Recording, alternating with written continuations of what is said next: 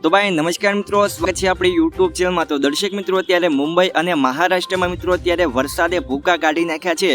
अत्यारे मित्रों मुंबई और महाराष्ट्र की गलीओं में मित्रों अत्यारे पूर जेवी स्थिति छे ए सर्जाई छे।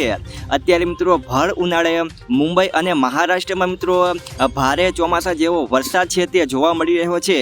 हवे आनी वच्चे मित्रों अत्यारे गुजरातना वच्चे मित्रों त्यारे गुजरात में पण वातावरण ने लईने त्यारे मोटी उथल पाथल विषय मित्रों त्यारे हवामानना निष्णात जे आंबालाल पटेल छे तेमणे मित्रों त्यारे नवी आगाही करी छे।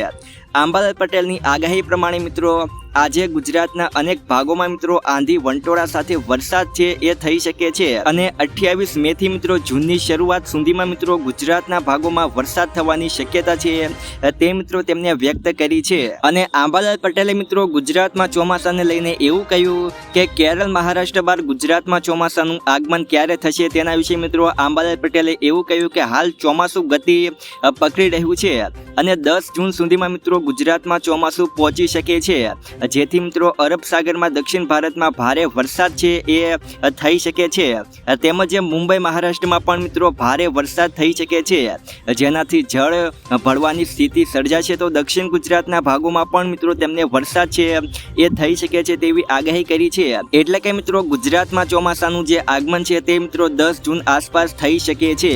દેશમાં મિત્રો મેઘરાજાની જે સવારી છે તે આગળ વધી રહી છે ને કેરળ બાદ મિત્રો ત્યારે મહારાષ્ટ્રમાં પણ 12 દિવસ વહેલું ચોમાસું છે એ બેઠું છે અને હવે મિત્રો 2 થી 3 દિવસમાં મુંબઈમાં પણ ચોમાસું આગમન થશે અને 7 થી 11 જૂન વચ્ચે મિત્રો આવતું ચોમાસું મુંબઈમાં પણ વહેલું આવશે। 2 દિવસ પહેલા મિત્રો કેરળમાં પણ ચોમાસાનો સત્તાવાર પ્રારંભ છે એ થઈ ચૂક્યો છે। કેરળમાં લગભગ મિત્રો 8 દિવસ વહેલું છે એ ચોમાસું મિત્રો બેઠું છે। ત્યારે મિત્રો મુંબઈમાં ચોમાસાની શરૂઆત બાદ ગુજરાત તરફ મિત્રો મેઘ સવારી આવશે તેવી આગાહી છે તે મિત્રો ત્યારે હવામાન નિષ્ણાત જે આમ પટેલ છે તેમને કરી છે। તો હવે મિત્રો તમારો ચોમાસા વિશે શું કહેવું છે તમે જરૂરથી મિત્રો નીચે કમેન્ટમાં લખીને જણાવી શકો છો। તો આજ માટે આપણે આટલું જ રાખીએ છીએ।